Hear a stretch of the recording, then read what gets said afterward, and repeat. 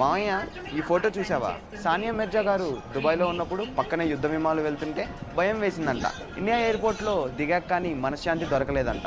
దీని కింద ఎవరో బ్రహ్మానందం గారి ఫోటో పెట్టి భలే ట్వీట్ చేశారు.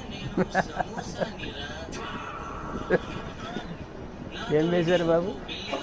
పెళ్లి చేసుకోవడానికి పాకిస్తాన్, ఎంజాయ్ చేయడానికి దుబాయ్, కానీ ప్రాణాలు కాపాడుకోవడానికి మాత్రం భారతదేశం కావాలా అని వేశారా? అబ్బా, సేమ్ టు సేమ్ అదే ఉంది మామయ్య. అంత కరెక్ట్గా ఎలా చెప్పావు? ఇందులో చెప్పడానికి ఏముంది బాబు?